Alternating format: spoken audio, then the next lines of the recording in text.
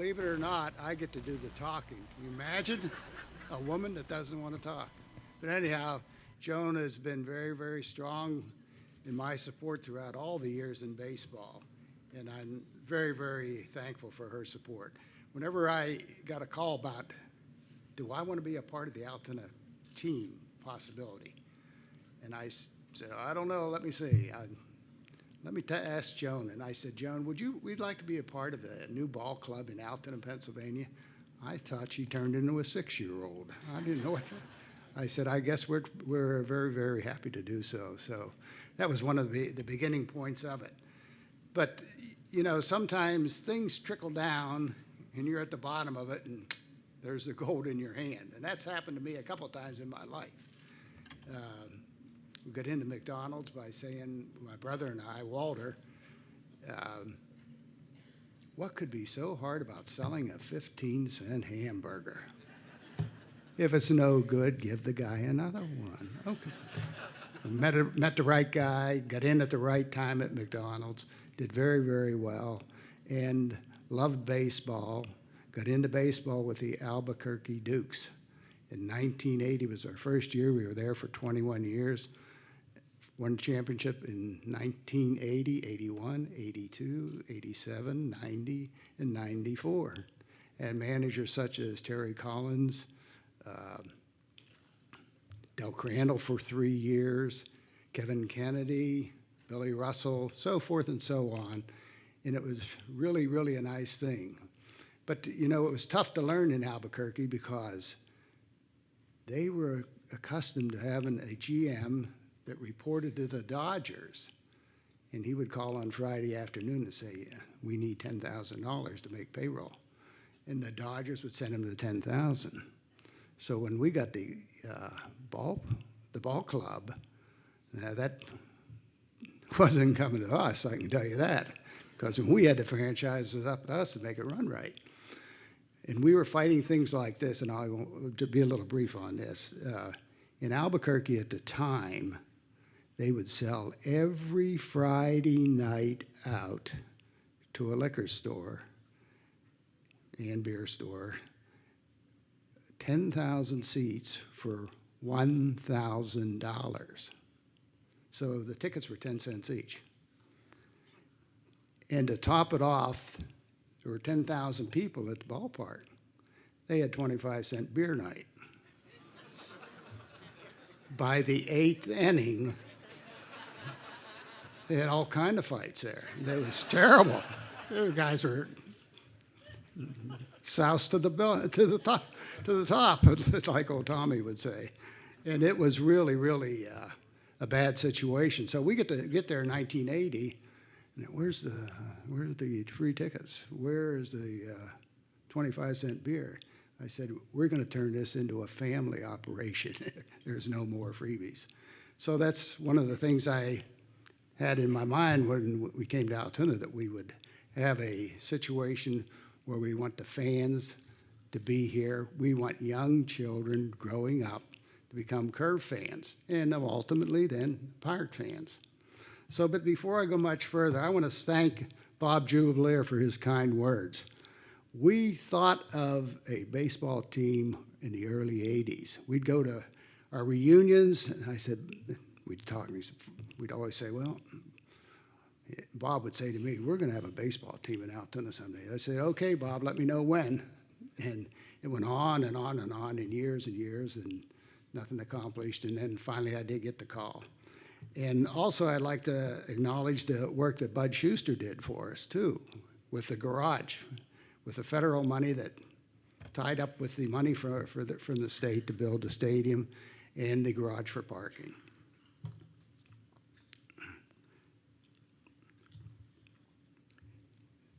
Had that not been possible, we wouldn't be here tonight, or at least I wouldn't be here tonight. And when it came to get the award for the ball club, I had to go to Vegas. And we were competing with Springfield, Massachusetts. I went out with a plan of the stadium. Told them we had the funding, we were ready to go, and Springfield was there with a dream to have a team and had nothing in line or anything. So the committee of 28 people said, well, really, why do you want to put a team in Altoona, Pennsylvania? I said, that's my hometown. Why wouldn't I want to put a team in Altoona, Pennsylvania?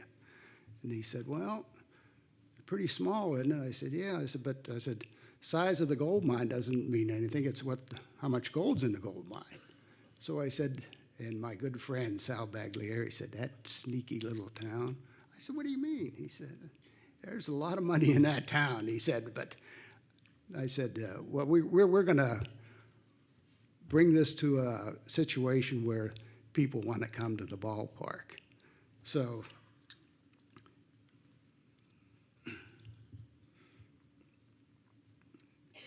the fans, as I mentioned, I wanted to have a fan club for the little kids, because if we get them when they're small, like Ray Kroc taught us in McDonald's, the fans will come, because those little kids can't come to the ballpark by themselves. And as Joan would say, it's the safest ballpark in America, because there's guards all over it. The kids can go anywhere in that ballpark, but they'll never get out of there because there's a guard there. And furthermore, I said to him, well, we have a great newspaper in Altoona. We have great, great, great coverage of every one of our games. You will not find that anywhere. I had a team in Jackson, Tennessee for a couple of years. You were lucky to have the score in it. They wouldn't send a reporter to the ballpark. They just didn't like it.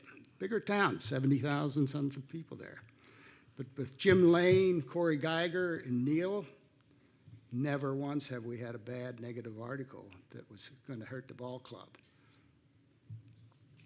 And furthermore, the relationship I had with the Dodgers for the many, many years was a great one. The O'Malleys are just wonderful people, just great people. But it was not as close as the relationship which we have with the Pittsburgh Pirates. And I love this Frank Coonley, because first time I met him, we were at dinner one night and we started talking, and he said, well, when we first got married, we had to rip all this wallpaper off of every room in the house, and it took them forever. And I said, you're my man. I did that a lot of times in my life too. And just to show you how strong we are with the Pirates, in 2013, when we were waiting for that All-Star game, I had said to him, Frank, the Pirates really want to come to Altoona in March 30th. I said, really? Did you really tell me? He said, Bob, they cannot wait to come back to Altoona. So we treat them well. They know that, and the fans know that. And we have fans that are dedicated for life. I used to go, when I was rather young, go to 5:30 Mass Cathedral, 6:05 train to Pittsburgh, arrived at 8:15, walked to Forbes Field, waited an hour till the iron gates opened, 2 hours of batting practice, doubleheader with the Pennsylvania Blue Law, at an end by 7, finally broke down and took a trolley back into the railroad station for the 11 o'clock train, got home at 1:15. My cousin was with me. He lived closer to the railroad station than I did, and I left him and went the last 5 blocks by myself. I was 12, and my cousin was 10. It was great times.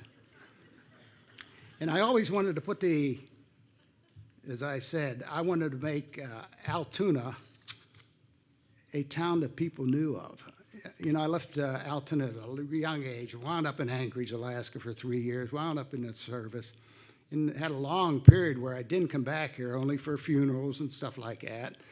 And it wound up that I was sort of disconnected for a long time. But Joan and I would ride by, and I'd say, boy, this was in the 60s. I said, if they ever build a ballpark in Altoona, right there's where it should be. Lakemont Park, right where it is. Back in the 60s, I said that to her. So we also had to have good leadership in the front office. The first GM is here tonight, Sal Baglieri, and my son Steve was his assistant GM. And those were pretty decent days, very, very strong support, still strong support today. Jeff Parker was our second GM, and Rob Egan is here tonight, and he's our current GM, and hopefully for a long, long time. And David Lozinak, second son, is our COO.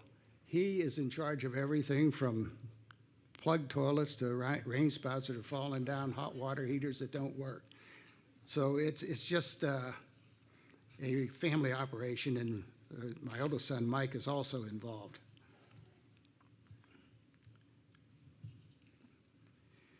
You know, as time goes by, and this is our 18th season with the ball club here, you know, there's repairs that need to be done in the stadium and things that you don't even think of. You know, you're at your home, you have a air conditioner goes out, and you get down and get one, may cost you $4,000. We have to put a multiplier of 30 on that. So we're at 120 grand before we even start doing anything. And things are expensive, but we want to keep the stadium in an A1 condition. We have to reinvent the wheel to make it nice for people to come. And if you don't do that, you know, it starts waning. People start seeing things. So we start seeing things long before you and know about it. And the money is tight, but we think we're going to be taken care of in the very near future. I started by thanking everybody, and I think I can't end this unless I thank God for this, because it was He who started it in the beginning. Go Curve, and thank you very much.